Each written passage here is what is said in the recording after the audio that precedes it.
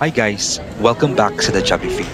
Pupunta tayo ngayon sa Bacolod for several days para mag-food trip at mag-historical tour sa Silay City. Hindi naman namin intensyong umuwi this time of the year, kaya lang minsan may mga seat sale at promo fare na hindi talaga mahindian. Sayang kasi, napaka-affordable ng round-trip plane tickets. Last time na nakauwi kami was February of this year.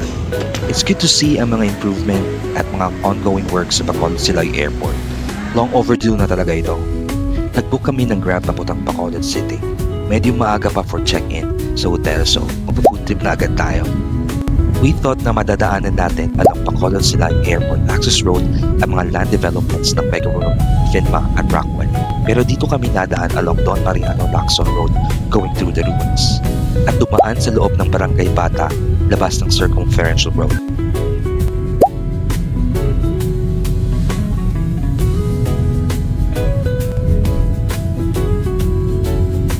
Okay na rin na dito sa Lacson Street, north ng Bacolod nadaan at nakita namin yung mga developments within the area.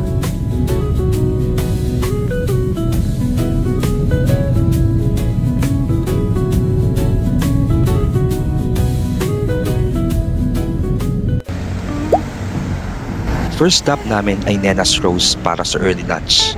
First time namin kumain sa French na to at kami pa yata yung pinakaunang customer. Alright, so first stop is Nena's Rose. Early lunch. Two-story din pala itong Nena's Rose sa Lacson Street. Ito lang. Isol. So order kami ng inasal, Ito yung batikulon, gizzard.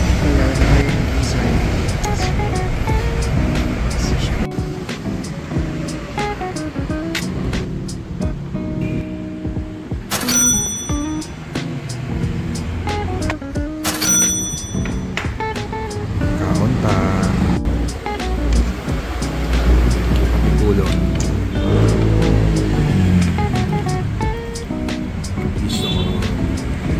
Ito pala yung total bill namin para mabigyan kayo ng idea sa presyo ng pagkain dito sa Nena's Rose.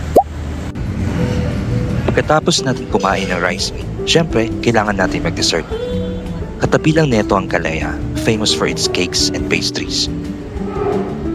Syempre, ni-order namin yung best seller nilang chocolate mud pie at pecan a la mode. Chocolate mud pie. perfect na sa coffee. Hindi pa namin yung coffee namin. Bilang wala. Itong pecan a la mode is a revelation. Sobrang sarap pala na ito. Actually, nakita lang din namin ito sa isang vlog at ito yung ni-order nila. 10 out of 10 talaga ito. Panalo din naman itong iced latte nila, bagay sa mga cakes.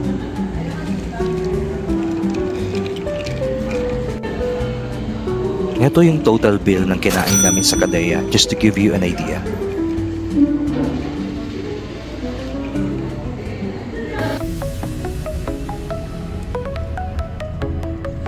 Check-in na tayo sa Go Hotels Plus. Dito kami madalas nag-book pag nasa Bacolod for a budget hotel. Newly renovated pala yung Go Hotels. Agaw pansin itong mascara mural sa lobby ng hotel. Naalala ko tuloy yung dance steps. Haha.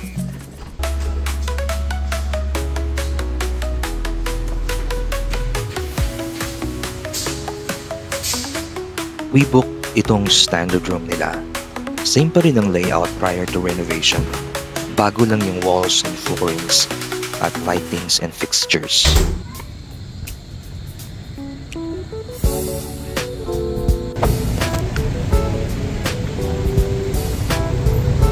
Napadaan kami dito sa Ayala Mall's Capital Center dahil may bibilhin kaming pastries before pumunta sa bahay ng nanay ko for dinner.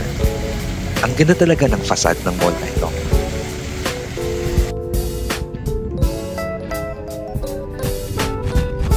Nag-grab na rin kami papunta sa bahay ni nanay ko at bumalik na rin after.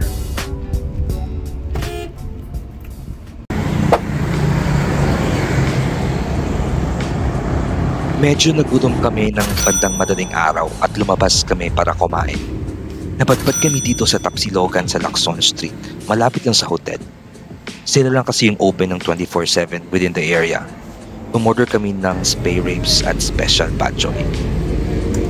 Coffee naman yung hinanap namin after. May malapit kami nakitang pick-up coffee sa Robinson's Cybergate na open 24/7. Pero nabigo kami kasi walang tao pagdating namin. Day 2 na namin sa Bacolod. Diretso agad kami sa Aaron's Kansi House. We've been here last February at sobrang nagustuhan ng wife ko ang kansi nila.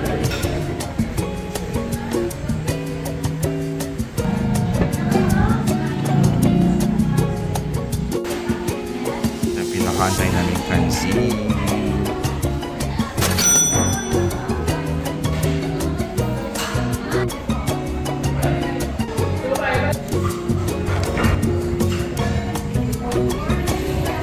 Instead of Coke, pa-healthy muna tayo.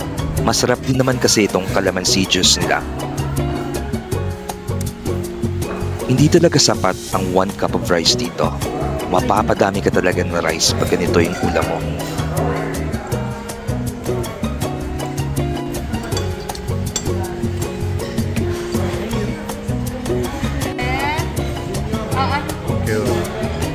May pa-extra refill dito ng soup.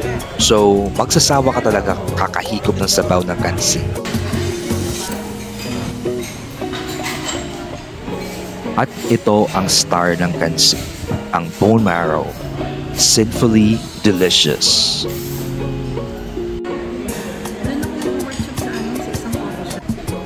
$500 ang kansi. $50 ang calamansi juice. 30 ang rice. Sa dami ng kinain namin, naglakad-lakad kami papuntang North Drive.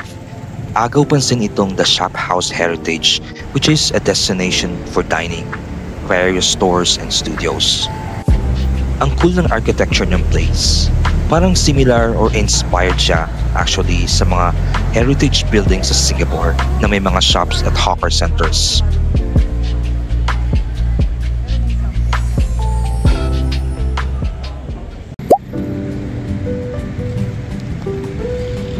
Palamig muna tayo at maghalo-halo dito sa Calle Luna sa North Drive. I always say North Drive dahil ito talaga name ng road na to before. Pinalitan lang ng PS sa Aquino Drive.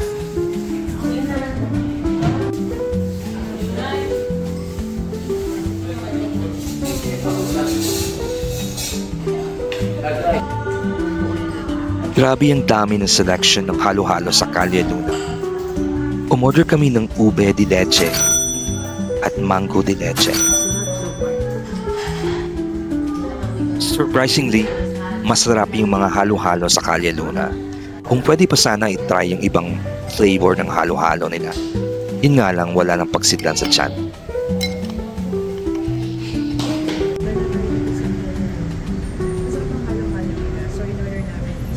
We walked along Lasal Avenue.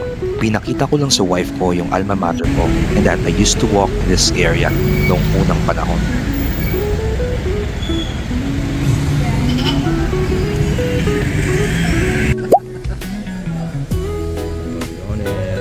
Bumaba na yung kinain namin so kain ulit dito sa Kwan, malapit sa Lasal Avenue. Nag-order kami ng iba't ibang delicacies ng Kwan. Chinta, saka kasama.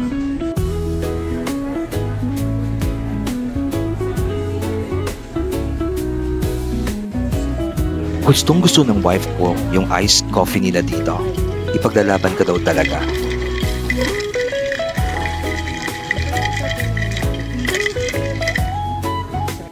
Ito pala breakdown ng kinain namin at total bill. Uwi muna tayo sa hotel para magpahinga.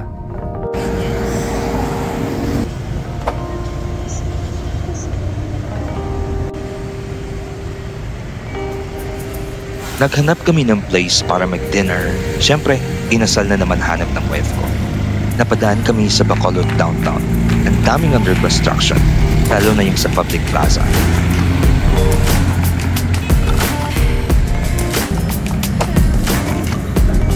Yung ending namin ay dito sa east ng Bacolod.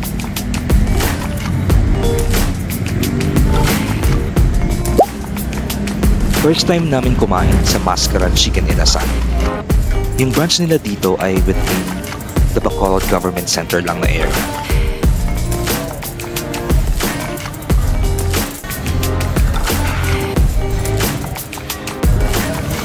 Medyo malaki yung area na may open at air-conditioned room.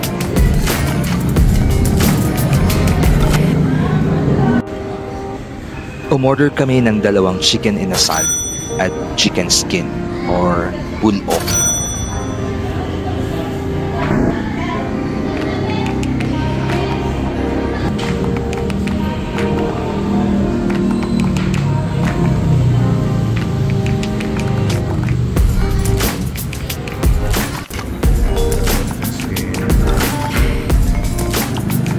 Ito pala yung breakdown ng kinain namin sa Mascara Chicken Inasal.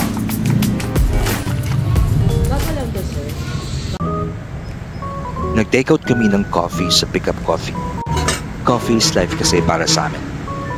Surprisingly, ang dami nilang branches sa Bacolod. Work mode muna tayo sa lobby ng hotel.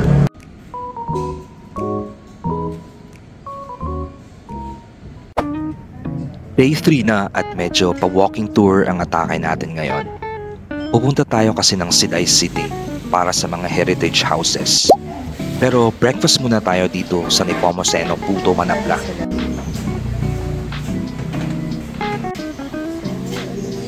Today is a Saturday at normally wala silang dine-in pag weekend.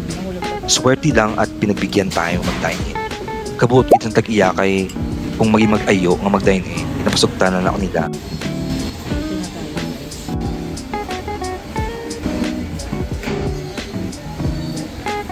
So, nag-order kami ng dinuguan, puto, at picho-picho. Ang sarap rin talaga ng pagkain nila.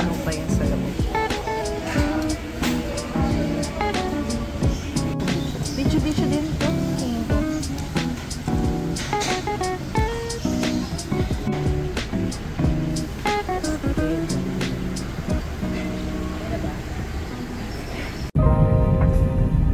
Nag-grab kami papuntang Silay City.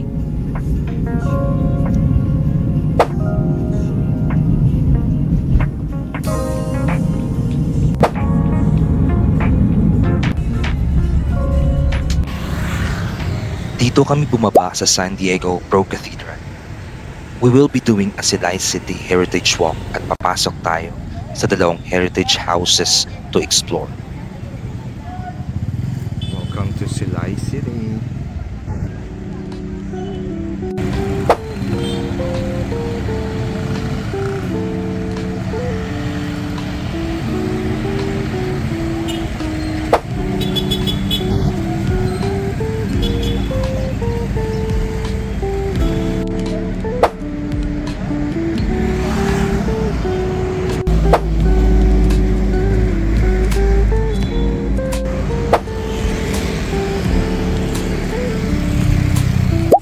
Kain muna tayo sa El Ideal Bakery. Kailangan kasi natin ng energy para sa heritage walk na ito. Kidding aside, isa itong El Ideal sa mga OG bakeries ng Silay na pinagmamalaki. 1920s pa nag-start ang Locsin family sa bakery business nila. So yung place nila is a heritage house as well. We ordered guapol pie, lumpiang sariwa, at molo soup.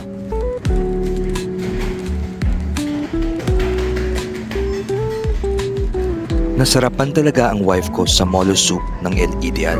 May egg din. Parang dapat mag-garlic. Ang Soledad and Maria Montelibano Lacson ng Sarcer House ay famous sa empanada na homemade. Wala silang actual store pero pwede ka pumasok sa green na gate at umakyat ng hagdan para pumili ng empanada. Medyo di pa nalusaw yung kinain namin from El Ideal, so babalikan na lang namin ito sa susunod. Continue lang natin ang paglalakad dito sa J. Pitong Ledesma Street.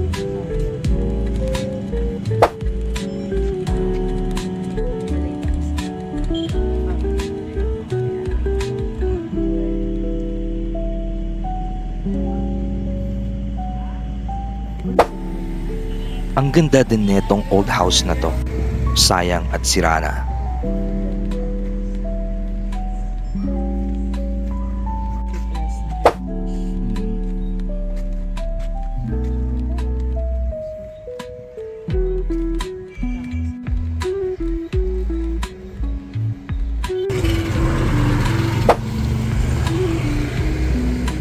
Most of the heritage houses dito ay private residences pa, meaning nakatira pa rin yung mga may-ari or descendants at hindi open to the public. Ancestral house. It's a book for them.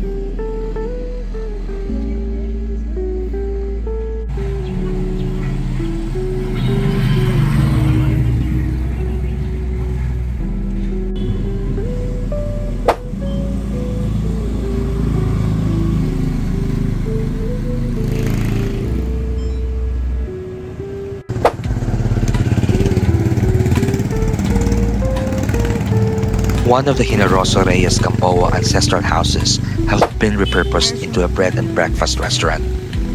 Ang Balay Negrense ang pinakasikat na ancestral house not only in Silay but in the entire province of Negros Occidental. Unfortunately, closed ito for rehabilitation. Nakapasok na kami dati dito at nakakamanga yung mga lumang artifacts sa loob ng bahay.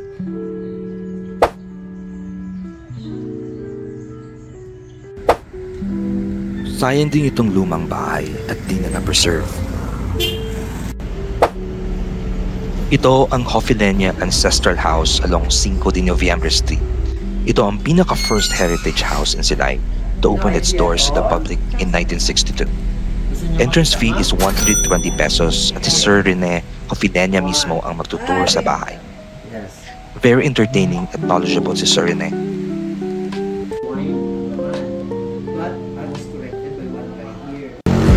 Severino Building used to have the first department store in Negros, pero isa na tong pension house ngayon. Maria Ledesma Goles Heritage Building was repurposed into a bank.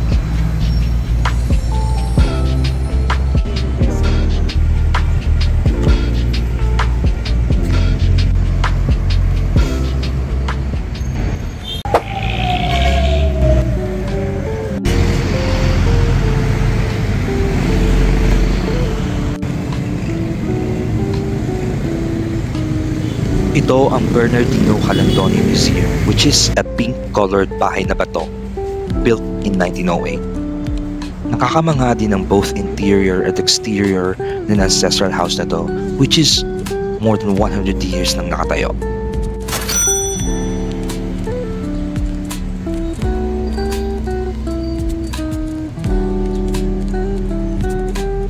Dito na kami sa second floor ng museum naglagay. Medyo mabigat yung aura ng bahay sa ground floor, lalo na sa back section na may mga dolls.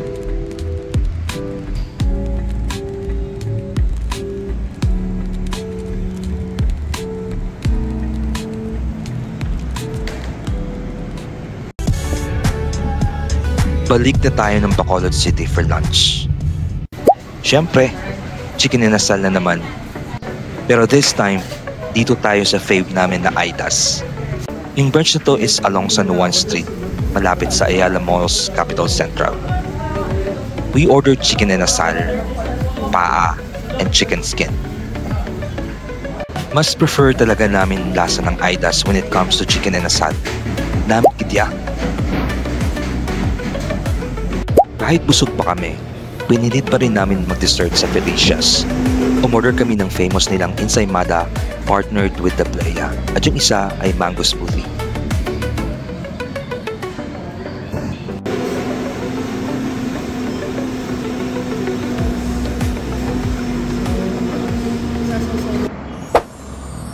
Day 4 na at medyo mahaba-habang tulog yung ginawa natin dahil napagod tayo ng gusto sa Heritage Walk sa Silay.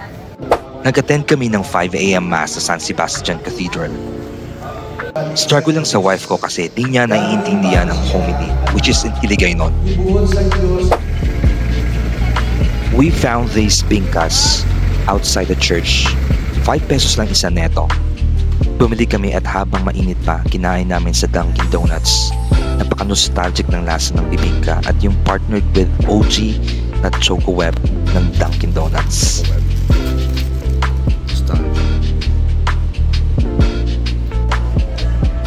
Kumain din pala kami sa the most beautiful McDonald's per Mega World sa the Upper East. Diretso kami ng SM City para mag-malling. Just kidding. Manukan Country sa SM talaga puntrihan namin for lunch. Habang maaga pa, stroll muna sa loob ng mall. Open na pala yung North Block ng SM City kung saan NU at BPO space yung upper floors.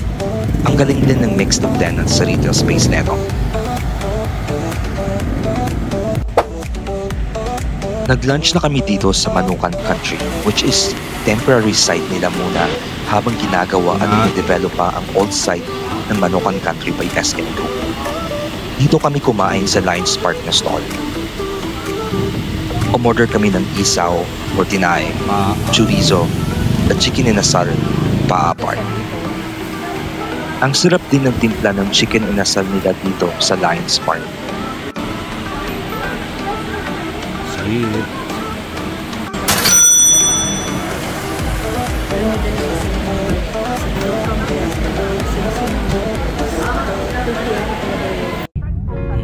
Balik muna kami ng hotel para magpahinga.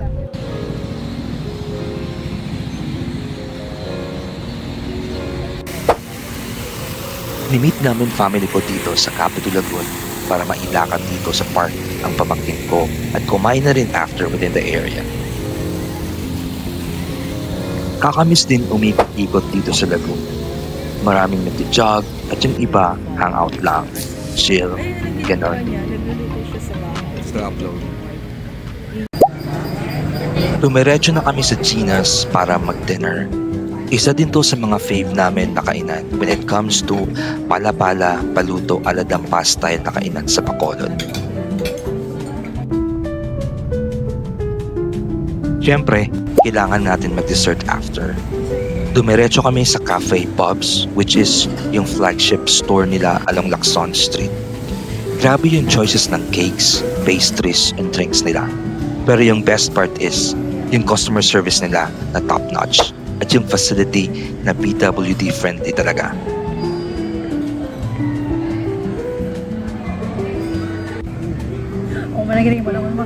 We ordered different slices of cakes and variety of drinks.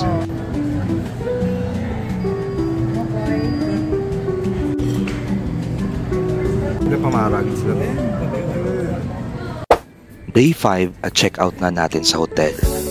Today ay babalik na tayo sa Manila. Dahil hapon pa yung flight namin, lunch muna tayo uli sa Aaron's Kansi House. Honestly, hindi kami nagsasawa sa kansi. Medyo maulan ang panahon so tamang-tama ang kansi.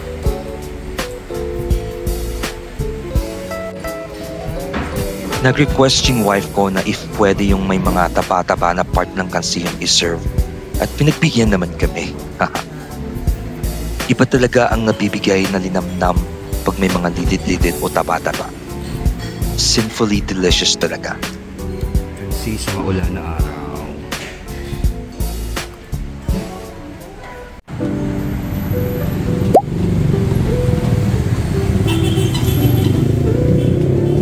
Last pahabol ng dessert sa Kalea. Same order pa rin.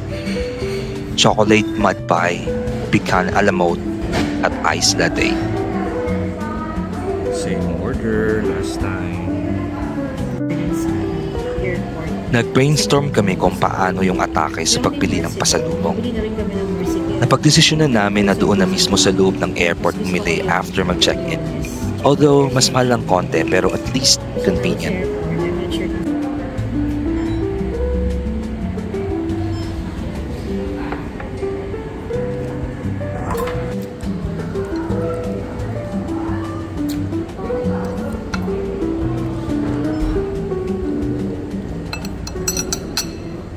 So, uwi ang time na. Uuwi na naman kaming busog na busog. Hindi lang yung tiyan namin, pati na rin yung aming kamalayan through heritage tours. In all fairness, natutuwa akong makita yung improvement sa airport after more than 17 years na mag-open ito noong 2008 at unang gamit ko neto. May maintenance din na nagaganap. Sana i-extend din yung runway to accommodate wide-bodied aircraft for international flights. Bye Negros Occidental! See you guys sa next naming travel adventure. Thanks for watching!